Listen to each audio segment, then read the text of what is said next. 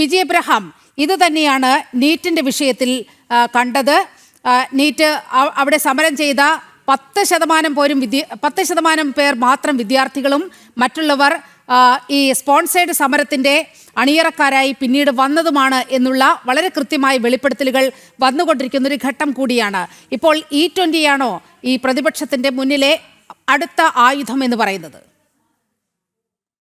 നിങ്ങളുടെ ഈ ചർച്ചയുടെ ടൈറ്റിൽ തന്നെ അസംബന്ധമാണ്.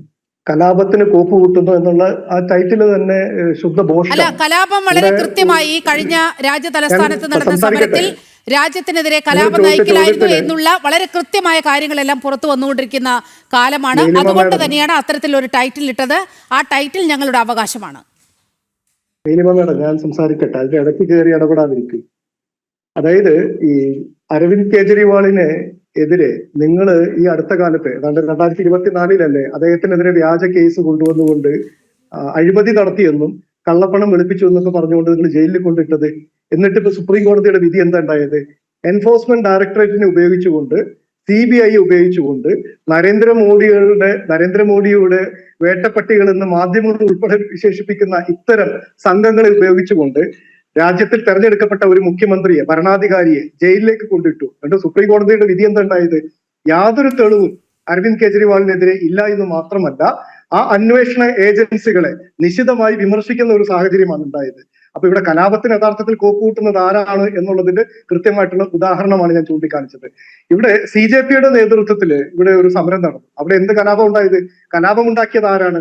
പോലീസിനെ ഉപയോഗിച്ചുകൊണ്ട് വിദ്യാർത്ഥികളുടെ നേരെ ക്രൂരമായ ലാത്തി ചാർജ്, അത് ആണി തറച്ചിട്ടുള്ള ലാത്തി ഉപയോഗിച്ചുകൊണ്ട്, ഇലക്ട്രിക് ബാറ്റൺ ഉപയോഗിച്ചുകൊണ്ടും വിദ്യാർത്ഥികൾക്ക് നേരെ അക്രമം അഴിച്ചു വിട്ടത് ഡൽഹി പോലീസാണ്. ഡൽഹി പോലീസിനെ ആരാണ് കയറൂരി വിട്ടത്? ആരാണ് നിയന്ത്രിക്കുന്നത്? ഇന്നിപ്പോ അത് കോടതി, ഡൽഹി ഹൈക്കോടതി ഉൾപ്പെടെ ഈ ചോദ്യം ചോദിച്ചുകൊണ്ടിരിക്കുകയാണ്. അപ്പൊ ഈ ഒരു സാഹചര്യത്തിൽ നമ്മുടെ മുമ്പിലുണ്ട്. അതിന്റെ ഭാഗമായിട്ട് ധർമ്മേന്ദ്ര പ്രധാന് രാജിവെക്കേണ്ടതായിട്ട് വന്നു. അയാൾ അത്ര യോഗ്യനായിരുന്നുവെങ്കിൽ എന്തിനാണ് അയാൾ രാജിവെച്ചത്? അപ്പൊ രാജിവെക്കേണ്ടി വന്നത് ഇന്ത്യയിലെ നാഷണൽ ടെസ്റ്റിംഗ് ഏജൻസി നടത്തിയിരിക്കുന്ന ഈ കഴിഞ്ഞ 2014 മുതൽ ഇങ്ങോട്ട് നടത്തിയിരിക്കുന്ന 150-ൽ പരം പരീക്ഷകളിൽ വ്യാപകമായ ക്രമക്കേട് ഉണ്ടായിരിക്കുന്നു. ഈ മഹായോഗ്യൻ നടത്തിയിരിക്കുന്ന പരീക്ഷകളിൽ അതിന്റെ പേരിൽ ജനങ്ങൾ ഇവിടെ പ്രതിഷേധമായി ഇറങ്ങിയിരിക്കുകയാണ്. വിദ്യാർത്ഥികളാണ് ഇറങ്ങിയിരിക്കുന്നത്, ബഹുജന പാർട്ടികളല്ല. ഇന്ത്യയിലെ മറ്റ് രാഷ്ട്രീയ ബഹുജന പാർട്ടികളായിരുന്നില്ല സമരത്തിന് നേതൃത്വം നൽകിയത്. ആ വിദ്യാർത്ഥി സമരത്തിന് മുമ്പിൽ പകച്ചുപോയ ഒരു സാഹചര്യമാണ് കഴിഞ്ഞ നിങ്ങൾ യോഗ്യൻ എന്തൊക്കെ പറഞ്ഞ് ഒരു രാജ്യത്തിന്റെ വിദ്യാഭ്യാസ മന്ത്രിയായിരുന്ന ധർമ്മേന്ദ്ര പ്രധാനെ അവഹേളിക്കുമ്പോൾ ഇവിടെ ആസൂത്രണ ബോർഡിലേക്ക് നടന്ന ഒരു പരീക്ഷയെ കൂടി കുറിച്ചൊന്ന് പറഞ്ഞു പോകണം. നിങ്ങളുടെ തൽപര കക്ഷിയെ കയറ്റാൻ വേണ്ടി 10 മാർക്കിന് ചോദ്യം എഴുതാതിരിക്കുകയാണ് ആ മഹാൻ. അതുകൊണ്ട് ആ പരീക്ഷയ്ക്ക് ഹാജരായ എല്ലാവരുടെയും ആ 10 മാർക്കിനുള്ള 10 ചോദ്യങ്ങൾ നിങ്ങൾ മാർക്കിടാതെ അത് നോക്കുക പോലും ചെയ്യാതെ ഒഴിവാക്കിയവരാണ്. ഈ ആസൂത്രണ ബോർഡിലൊക്കെ ഇത്തരത്തിൽ ഈ നിയമനം നടത്താൻ എല്ലാവിധ തരികിടകളും ഒപ്പിച്ച PSC എന്ന സംവിധാനം അതിനെ നോക്കുകുത്തിയാക്കിക്കൊണ്ട് ഈ 10 കൊല്ലവും അവിടെ താൻ പോരിമ നടപ്പാക്കാൻ ശ്രമിച്ചവരാണ് ഈ പറയുന്നത് എന്ന് ഓർക്കണം. സംസാരിച്ചു കഴിഞ്ഞെങ്കിൽ പറയാം. നിങ്ങൾ എവിടെയായിരുന്നു? BJP എന്നിവിടെ ആരും തെരുവിലൊന്നും കണ്ടിട്ടില്ല. നിങ്ങൾക്ക് ഇത്ര വലിയ ആക്ഷേപം ഉണ്ടായിരുന്നുവെങ്കിൽ നിങ്ങൾ നിയമപരമായിട്ടോ രാഷ്ട്രീയപരമായിട്ട് നേരിടേണ്ടതിന് പകരം നിങ്ങൾ ഇങ്ങനെ ജനം TV-യിൽ വന്നിരുന്നിട്ട് സംസാരിച്ചത് കൊണ്ട് മാത്രമായില്ല.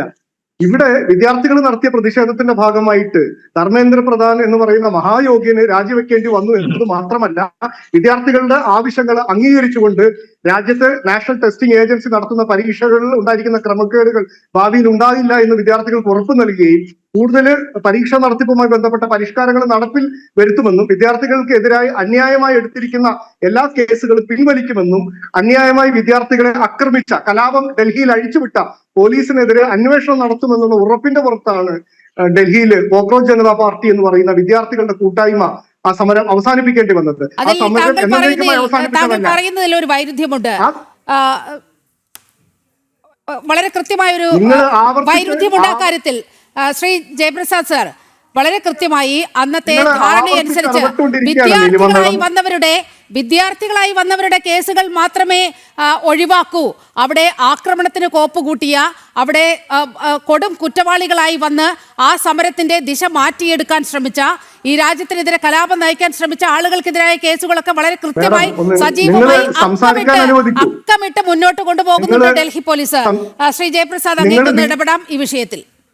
ബിജെപിയുടെ പ്രതിനിധിയാണോ, നിങ്ങൾ ആങ്കറാണോ?